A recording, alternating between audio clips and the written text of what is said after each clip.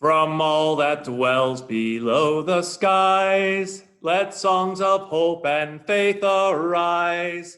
Let peace, goodwill on earth be sung, through every land, by every tongue. Good morning, everyone. It is so good to have you all here. I'm Reverend Hank Purse. I am the minister of the Unitarian Universalist Church in Reading. My pronouns are he, him, and his. It is so good. Thank you so much for inviting us into your house for worship this morning. Now, before I hand over our service to our very trusty worship associate, Dee Dee Rowe, I have three things I want you to know, three things that I'm sure will maybe get mentioned later on, but the first one is that at the end, at the time of our congregational life, Jamie has exciting news to share with us, so you're going to want to stick around for that. The second thing is that this coming Thursday, we'll be having, instead of the Vespers service, we'll be having a Maundy Thursday service. Of course, it's going to be virtual, so you will need to provide your own grape juice and goldfish or bread and wine or hot dog and quarantini. I'm not too sure what it is, but you'll need to provide your own elements. And lastly, the last thing I want to know was this is a great thing I heard about Zoom, is that after our service today, we'll go into coffee hour, and when it's a Zoom coffee hour, and the thing that you need to remember is that on Zoom, your pets are optional, but your pants are not. And with that, let me turn our service over to our worship associate, Dee Dee Rowe.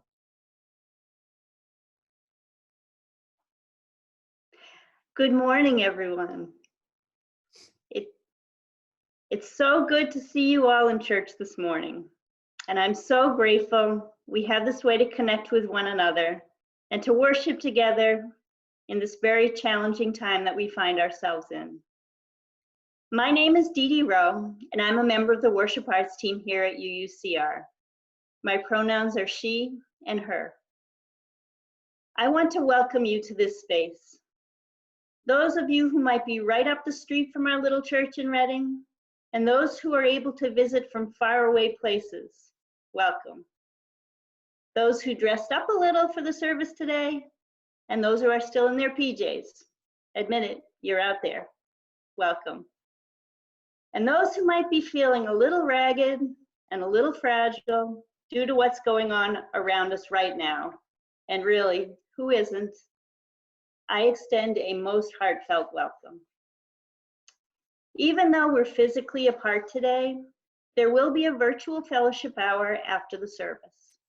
It's a great way to keep connected and to check in with others within our church community. The link to the Zoom meeting for this can be found in the description box you see at the bottom of this video. Finally, I again want to say welcome. You absolutely belong here today, and I, for one, am so glad you joined us.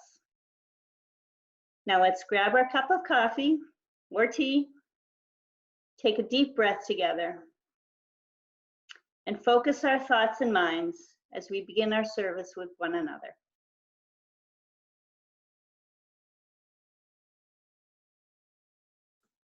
Would you join me as we light our chalice by repeating the words we say each week?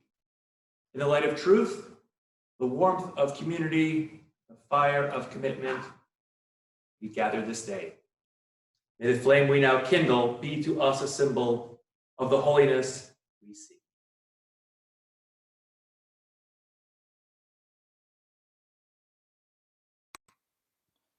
Good morning, everyone. I'm Mary Cunningham. I'm the music director here at UUCR. My pronouns are she and her, and I'd like to lead you in singing a wonderful old hymn, For the Beauty of the Earth. In fact, in the spring of 1863, the poet Folliot Pierpoint wrote these words as he was sitting on top of a hillside outside of his native city of Bath, England. He was admiring the countryside and thinking about all the wonders of creation as he wrote this nature hymn for us. So please join in singing For the Beauty of the Earth.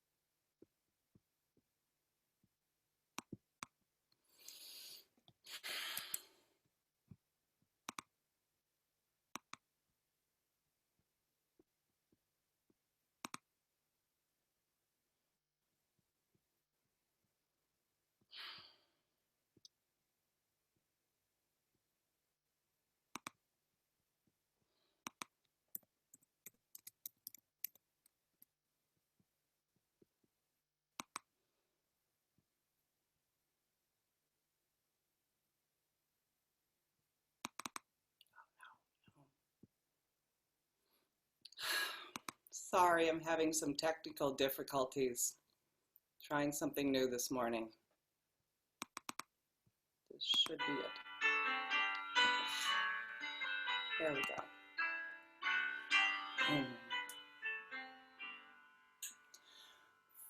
For the beauty of the earth, for the splendor of the skies, for the love which from above over and around us lies. Source of all, to thee we raise this our hymn of grateful praise. For the joy of ear and eye, for the heart and mind's delight, for the mystic harmony, linking sense to sound and sight. Source of all, to thee we raise this our hymn of grateful praise. For the wonder of each hour, of the day and of the night, hill and vale and tree and sun and moon and stars of light, source of all to thee we raise this our hymn of grateful praise. For the joy of humankind, sister, brother, neighbor, all.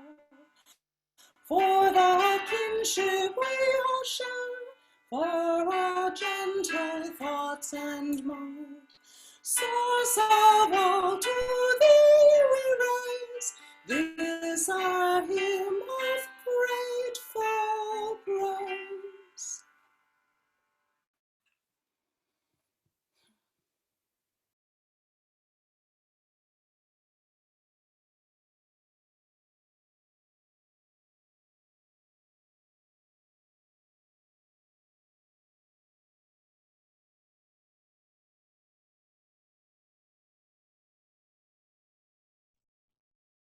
Now AJ has a pledge drive update for us. Good morning, everyone. I'm AJ Heitkamp, and I have great news to share about the pledge drive. I'm happy to report that we received 48 pledges for a total of $204,000. And in almost 80% of the pledges included an increase over last year's amount, some of them quite substantial. I think we all now realize how important UUCR is in these uncertain times, and it's your pledges that keep things going. So thank you for your strong showing of support for our beloved little church. We are now more than halfway to our goal of $385,000. If you haven't had a chance to submit your pledge yet, please don't wait any longer. The Finance Council is anxiously awaiting the pledge drive results so they can figure out how to navigate through this crisis. As you may know, most of the spring fundraisers have been postponed or canceled, and rental income is way down, and there's very little money left in the reserve fund. There are going to be some very challenging financial times ahead. So, if you're someone who always waits to the last minute to submit your pledge, I have a favor to ask. Please don't. Don't wait for us to send you an email reminder, and don't wait for us to call you. Since we have members and friends who are being directly impacted either medically or financially by what's going on now, we want to be able to tread very lightly with our follow-up this year. So please, if you know you're going to make a pledge, please submit it ASAP.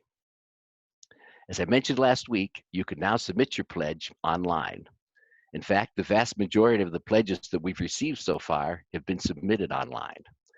Go to UUCR's homepage and click on the online offering and pledge link. Then look for the big green pledge form button. It's quick and easy, and you don't even need to hunt for a stamp. It'll take less than 2 minutes.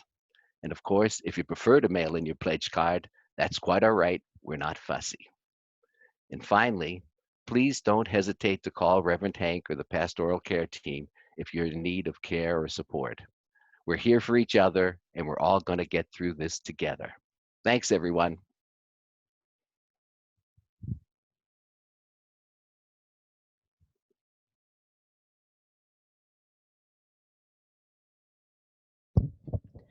Good morning. I'm Sally Lieberman, and my pronouns are she and her. And we are gathered this morning to listen to stories. You might say we are even people of stories. As Unitarian Universalists, we draw on wisdom from the words and deeds of prophetic people. We draw wisdom from the stories of those who have come before us, particularly our Jewish and Christian ancestors. This morning, our first story comes from earth-based traditions.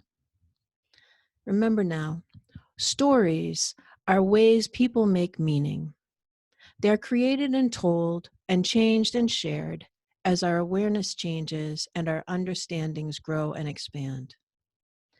Northern European peoples lived in places where their world grew very cold in the dark season, much like where we live here in the northeast corner of the United States. As the world turned and the sun shone longer and stronger upon that part of the world, the snow melted and the earth softened.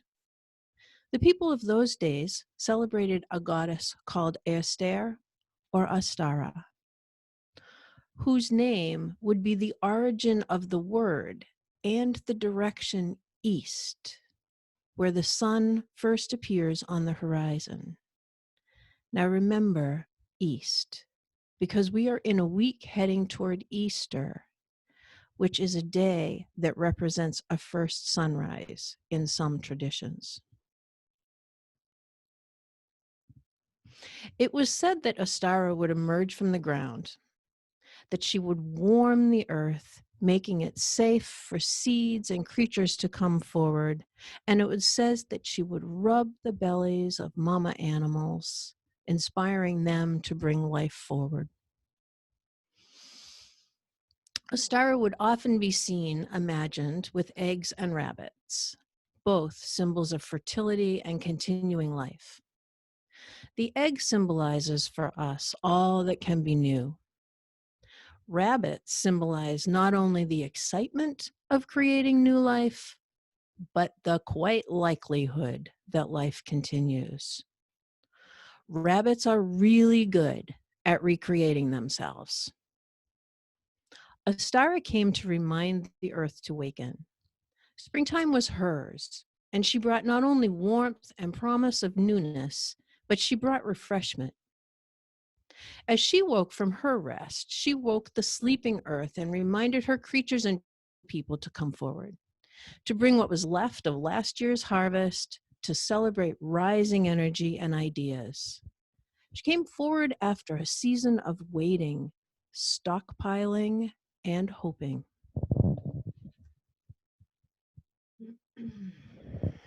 She rustled the spirit of life itself. And I just lost my text with an unstable Wi-Fi. So I'm going to be a person of hope this springtime. And I'm going to continue with what I know of the story of Ostara. That she came forward and reminded people to bring forward actually the very last bits of root vegetables that they had stored. And they would come forward to feast, and they would burn fires, and they would eat what was left with hope that they would grow new things, and they would grow new ideas, and they would grow new creatures, and they would grow new people. So springtime has fallen on us here in the northeast corner of the United States. And while it's still cold at night, and sometimes it's gray and rainy during the day, and quite chilly, the earth has definitely softened. The worms are here. We see them just after the rain. Green is shooting through the ground. Flowers are emerging. Buds are beginning on trees. And there are bunnies. We're not seeing the first of this season's bunnies. We're seeing the bunnies that lived through the winter. We'll see the babies soon. They'll be at the edges of our yards. They'll be under our porches. Our springtime may last longer than we're used to, because the earth, while she is awakening and showing us her promise and her steadfast commitment to life, some of us, we are still huddled. And we may be huddled inside and drawing on our reserves until a time that we can't quite see. But Ostara and the promise of Easter returned and is returning before us, perhaps to remind us that it is now up to us to draw forth our energy and our ideas and have faith in rabbits that know how to bring forward life. Each week, I'm revisiting this little plant that I planted at church 2 weeks ago on Sunday. I plucked what I think was a seed, and I planted it, and nothing is happening. It's not for me to know just quite yet. what's going to happen in this little blue planter. But I am seeing worms, and I am seeing flowers, and I am seeing green grass. I know you are too. So in this springtime that is unlike any other springtime, let's take comfort from green grass, a spring that renews itself, and a promise that life doesn't know how not to go forward. And let's find some excitement in the days that come for creating something that we cannot yet imagine.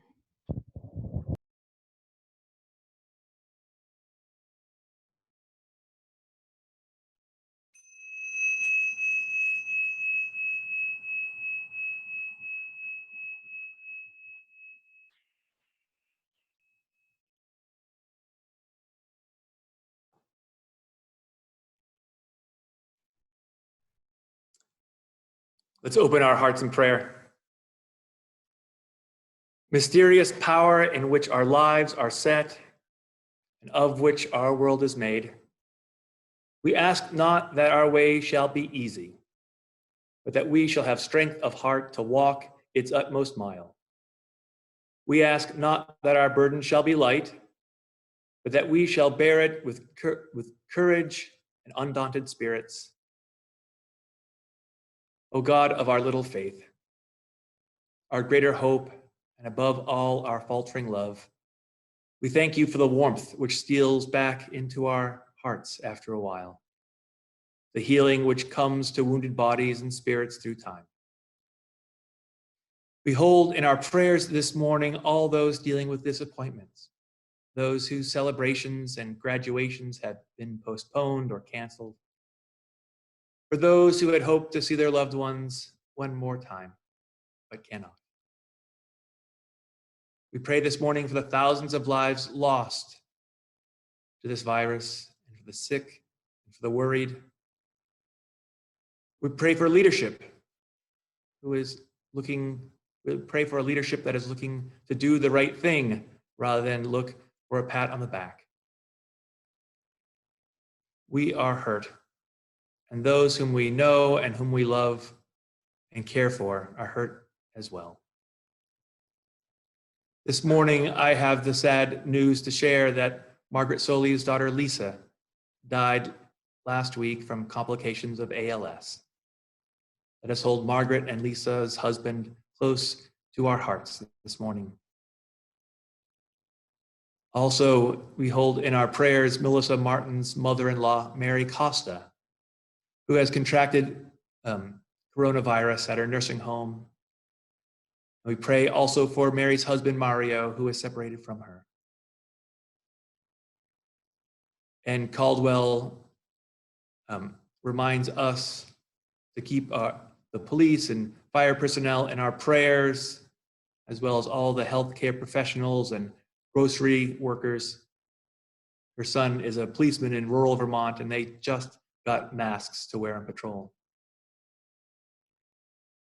Barbara Arsenault asks us to keep in our thoughts and in our prayers her cousin Susan and Susan's family in Seattle, her beloved sister-in-law Marcia, who is going to have heart surgery in a few weeks, and her daughter Christine and her husband Matt, who are both doctors in New Hampshire. Thou restore in our lives the sanity and courage that they sorely need. Lead our anxious hearts to the deeper meaning of experience, so our trust in you expels our infidelity towards life.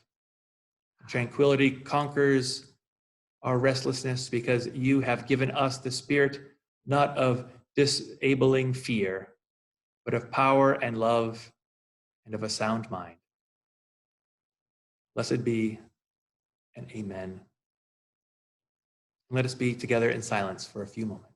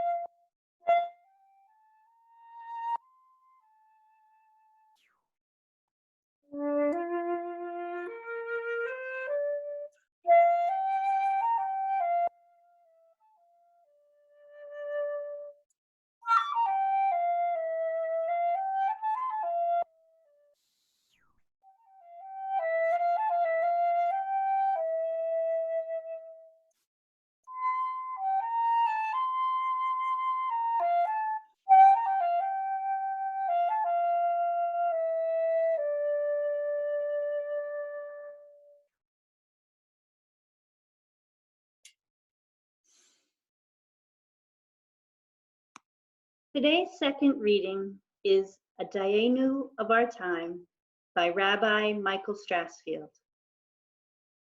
Dayenu is the most well-known Passover song, probably because of its simple, rollicking tune and refrain, which means it would be enough. But it actually makes no sense. Would it really be enough if their God had taken the Hebrew people out of Egypt, but had not divided the sea for them? Would it really have been enough for their God to have brought them to Mount Sinai, but hadn't given them the Torah? What would have been the point? Dayenu is actually suggesting an important spiritual principle of enoughness. We live our lives with ambitions and hopes. Some are fulfilled, some never happen. With the passage of time, some fade away or are lost. And even as we mourn the losses, we are to remember the blessings that we have. Dayenu is not just striving for an acceptance of what we have. It's more than not being greedy or envious. It's coming to a sense of sufficiency, enoughness. If I am infuriated by leaders who don't lead, but I can turn off the TV right in the middle of their babbling, Dayenu, it would be enough. If I can't get together with my friends, but I can see and talk to them by Zoom, Dayenu, it would be enough. If I am stuck in my home for days that turn into weeks, but at least I have a home, unlike too many others, Dayenu, it would be enough. If I am anxious about whether I have the coronavirus, but I have a doctor who I trust for advice, Dayenu, it would be enough. If I have symptoms and my doctor says to stay at home, and I most likely will be okay, Dayenu, that would be scary, but still it would be enough. If I need to go to the hospital, at least I know I will get first-rate care, and well, now I'm really afraid, still Dayenu, it would be enough. If I was isolated and my loved ones couldn't come to my room, I would cry, but be assured of their love.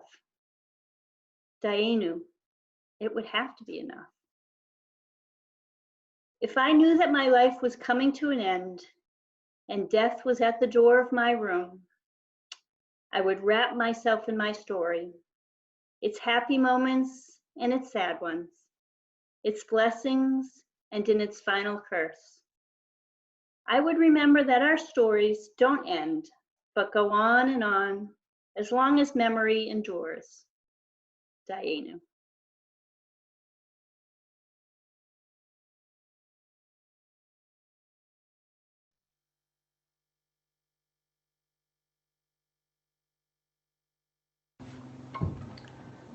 Good morning, everybody. I'm going to sing a song that Jews sing during Passover, which begins Wednesday night. The song is called Dayenu, and that means it would have been enough. So here's how the chorus goes. Dayenu, Dayenu,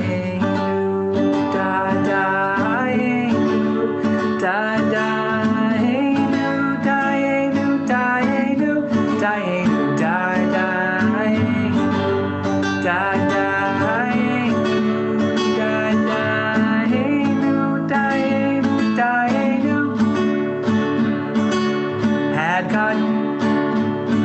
Had God brought us out of Egypt, only brought us out of Egypt, had God brought us out of Egypt, Dayenu, Dayenu, Dayenu, Dayenu, Dayenu, Dayenu, Dayenu,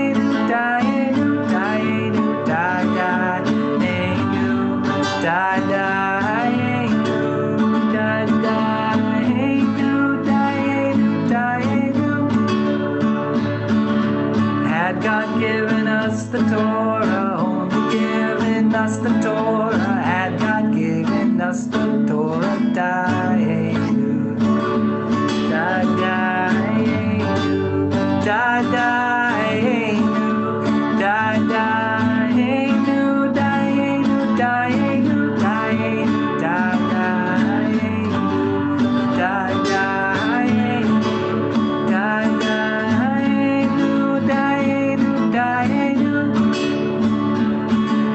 Had God given us the Sabbath, only given us the Sabbath, had God given us the Sabbath, Dayenu, Dayenu, Dayenu, Dayenu, Dayenu,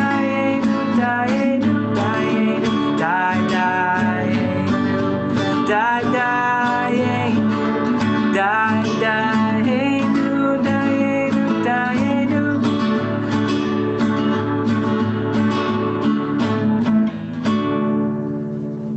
All right, I miss everybody. Have a great Sunday and happy Passover.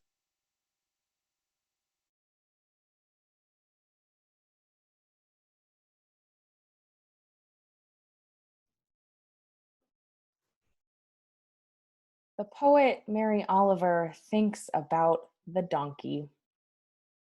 On the outskirts of Jerusalem, the donkey waited. Not especially brave or filled with understanding, he stood and waited. How horses turned out into the meadow leap with delight. How doves, released from their cages, clatter away, splashed with sunlight. But the donkey, tied to a tree as usual, waited. Then he let himself be led away. Then he let the stranger mount. Never had he seen such crowds, and I wonder if he at all imagined what was to happen. Still, he was what he always had been, small, obedient. I hope finally he felt brave. I hope finally he loved the man who rode so lightly upon him as he lifted one dusty hoof and stepped, as he had to, forward. On this Palm Sunday, the day in the Christian calendar when Jesus returns to Jerusalem, when palm fronds are waved, this first day of Holy Week, which leads to Easter and all that must occur in order for us to get there. Mary Oliver invites us to think of that donkey, not especially brave or understanding, perhaps fully unable to imagine what was to happen next. In these uncertain times, perhaps we all find some resonance and connection to this little donkey.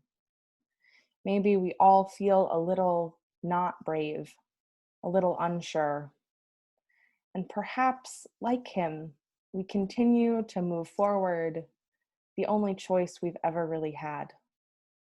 We keep moving forward into this Holy Week, into our holy lives, carrying those we love and those strangers we meet along with us. And I hope through all of that, we might too find moments where we're able to feel brave.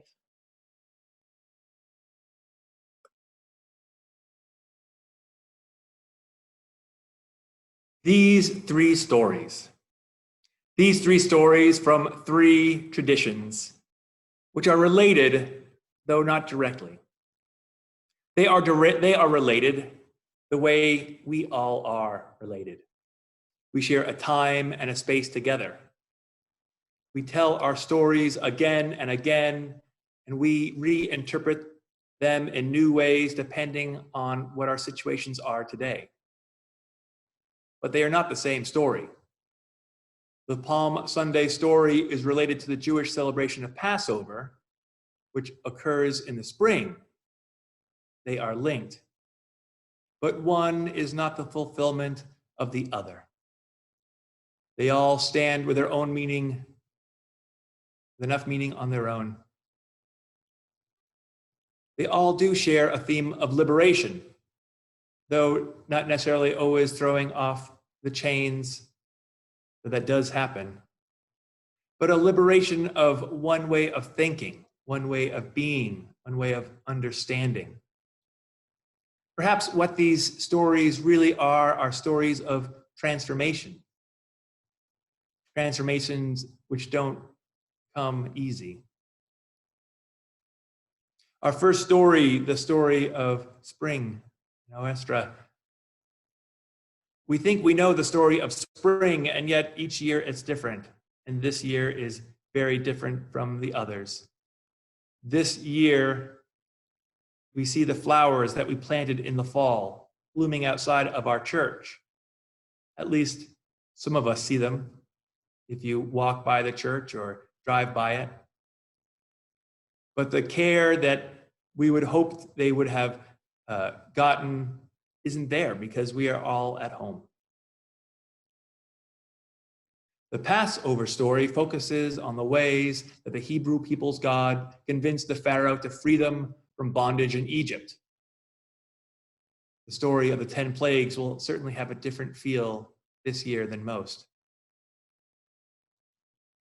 But the story of liberation is not just that they were freed from slavery. It was that once freed, they had to wander for 40 years in the desert. And they wandered and complained, and they forgot about the miracles. And they wondered if they would be better off back in Egypt. But eventually they made it to the Holy Land, that land of milk and honey. But when they arrived, they were no longer the same people. Their journey made them aware of their need to be together, their need to be able to rely on each other and on a force even larger than themselves. The Palm Sunday message is one of triumph, of people welcoming Jesus into Jerusalem on the back of a donkey. They welcomed him in with shouts of Hosanna, and they laid their capes and branches of palm trees on the ground before him. The people there in Jerusalem were living under the thumb of the Romans, and they were looking for someone to liberate them. And to many, Jesus was their liberator. Maybe militarily, maybe economically, maybe spiritually. But they were sure that on that Sunday, soon, Messiah would come, liberate them, and turn the world upside down. We know that's not how the story ends. But they did not. They thought that all would be well, better than well. They did not know that there would be betrayal. They did not know of an arrest. They did not know of the crucifixion. But that is what is coming, isn't it? Eventually, there was a turning of the world on its head. And the last were first, and the first last, and it came and it went. The Reverend David O. Rankin, who was my minister as a child, wrote this piece called, "I Am a Palm Sunday Christian." He wrote, "I am a Palm Sunday Christian waving the palm for freedom. Always the roots need to be exposed. Always the chains need to be broken. Always the rulers need to be shaken. To wave the palm implies a vision of the world nearer to the heart's desire, a faith that it shall be, and a readiness to pay the price of failure. Even in victory, with friends parading in the street, drunk with a taste of success, I will stand at the curb, with the palm still waving as a warning and a judgment." And here we are today, my friends. We have hit the pause button and we wait. But what will the world look like when we hit play again? Things will have changed. Lives lost, businesses closed. People grateful for now, for the assistance from the government. Maybe when all this is over, we too, as a nation and a world, will be transformed. Maybe we will see that healthcare should not be bound to a job, but that it is the right of every citizen the world over. Maybe we will understand that we are all citizens of one world and that viruses don't understand borders, that we should be kinder to our siblings on this pale blue dot.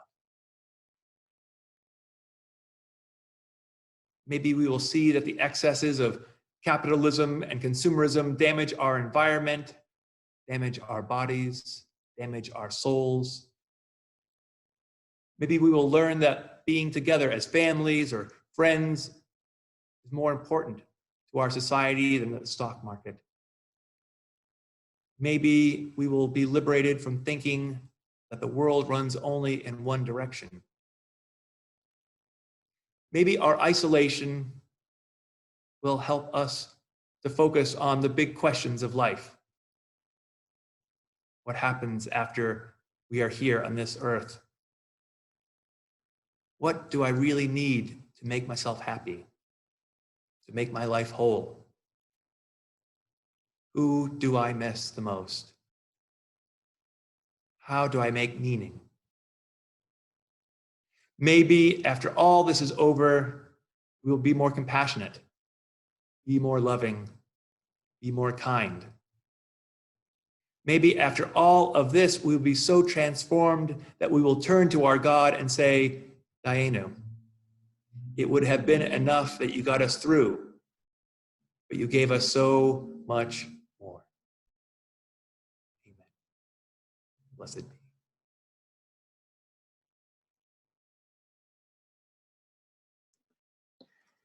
Now we have a testimonial from Andy Friedman from the Green Sanctuary.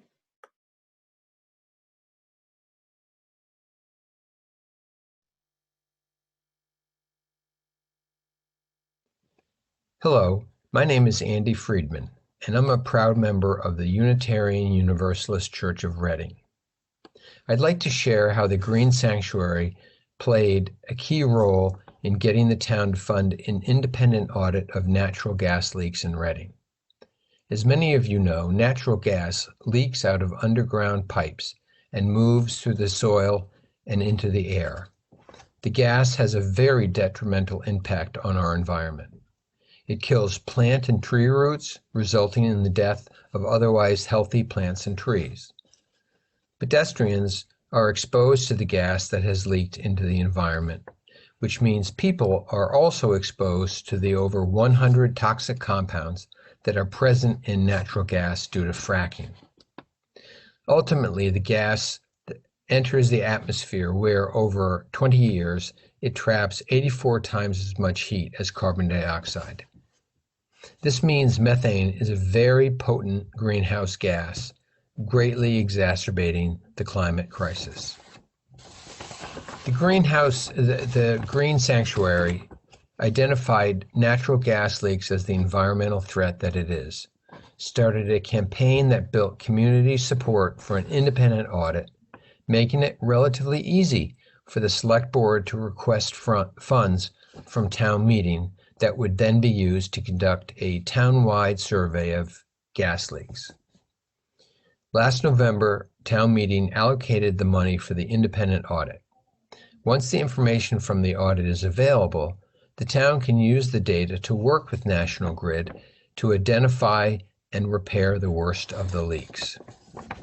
Natural gas leaks have been a problem in Reading for years, and I am grateful to the Green Sanctuary for creating a grassroots movement that will result in a solution for this problem.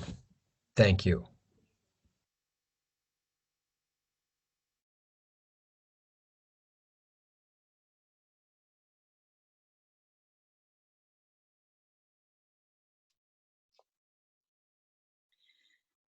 Hello, my name is Gail Page.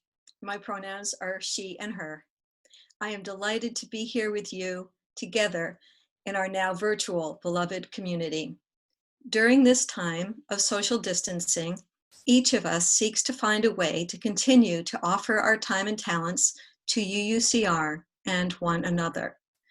To offer our treasure, Most of us have made a pledge to give financial contributions on a regular basis. Yet, it is our custom to also give a weekly offering during our worship service as we are able. This weekly offering supports our congregation, and it also supports another organization that serves our world through our Share the Plate initiative. Since November, our congregation has donated over $6,000 to 5 worthy causes through this program. We want to continue these donations, even though our worship services must now be online. As chair of the Green Sanctuary team, I am excited to announce that we have selected Mothers Out Front as our Share the Plate recipient for this month, in honor of Earth Day on April 22nd. Mothers Out Front is a nationwide grassroots organization with 20 chapters in Massachusetts. Members are mothers, grandmothers, and other caregivers coming together to make climate change an issue that our leaders must address. Mothers Out Front works to ensure a swift, complete, and just transition away from fossil fuels and toward clean energy. But there is a more personal reason we chose Mothers Out Front. That successful gas leaks awareness and audit article campaign that Andy Friedman just told you about, Green Sanctuary based it on a Mothers Out Front model. I spent hours on the phone talking with many supportive and passionate members of the group who gave generously of their time and knowledge to help Green Sanctuary run a successful campaign. Mothers Out Front works on other campaigns too, including moving electric utilities toward 100% carbon-free electricity and supporting the nationwide Stop the Money Pipeline campaign to move banks, investment firms, and insurance companies away from supporting the fossil fuel companies and towards supporting renewable energy companies and infrastructure. During this time of social distancing, you have a number of ways to give your weekly offering. We can imagine looking into the friendly eyes of an usher as we use our bank's bill pay feature, access the online offering and pledge option on UUCR's website, or mail in a good old-fashioned check. To split a check amount with Mothers Out Front, write Share the Plate in the memo line. If you intend it towards your pledge, write Pledge in the memo line. You will have time to go to the UUCR website to make your offering during the offertory music that follows, about 2 minutes. You can find the link in the description box below this video. Please give generously as you are able to support the missions of both UUCR and Mothers Out Front. If you are new to our church, we do not ask for any donation. We are so grateful to be here to support you. Visitor, old friend, or anywhere in between, we hope you find the sustenance you seek here. Thank you.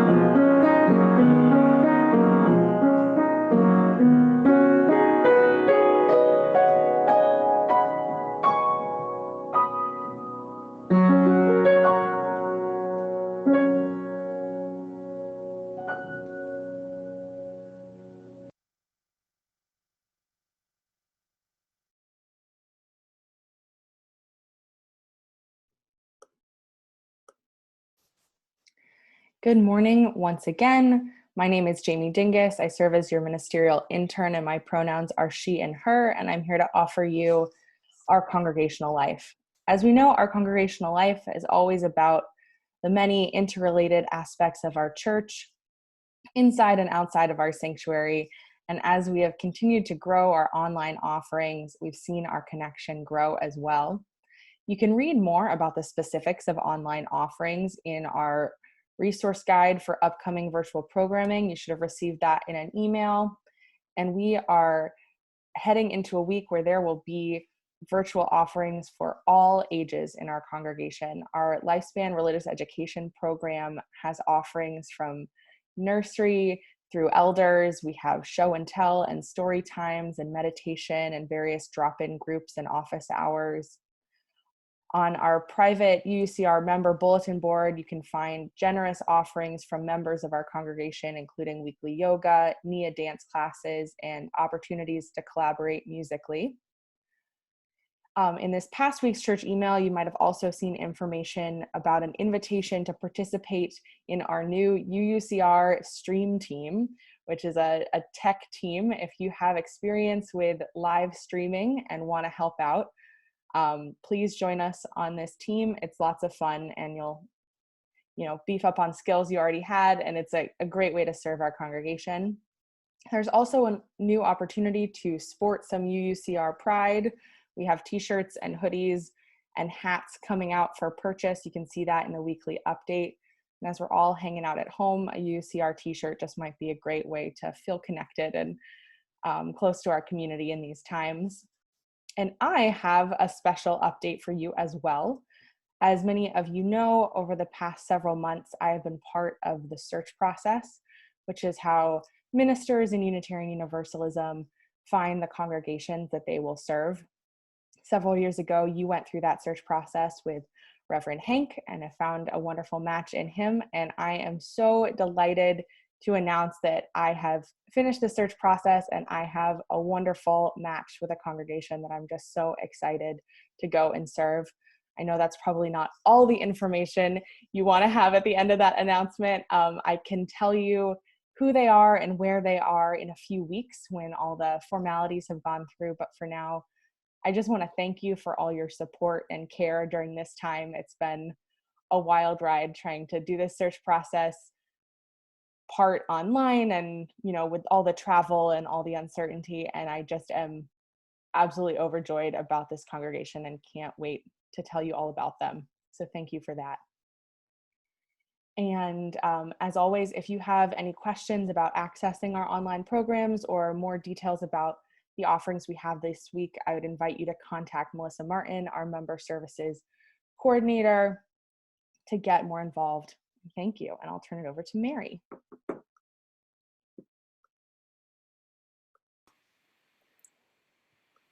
Friends, let's sing again. There is More Love Somewhere is an African-American hymn that describes a deep longing and a hope for the future. And as we are also hoping for better days ahead, feel free to sing this one out straight from the heart. I hope I can find how to get this one going. I think I've got it. Here we go. There is more love somewhere. There is more love somewhere. I'm gonna keep on till I find it. There is more love somewhere. There is more hope somewhere. There is more hope somewhere. I'm gonna keep on till I find it. There is more hope somewhere. There is more peace somewhere. There is more peace somewhere. I'm gonna keep on till I find it. There is more peace somewhere. And there is more joy somewhere. There is more joy somewhere. I'm gonna keep on till I find it. There is more joy somewhere.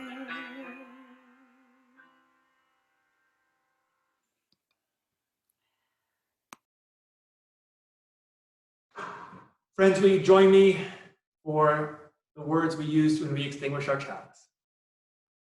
We extinguish this flame, but not the light of truth, the warmth of community, or the fire of commitment. These we carry in our heart.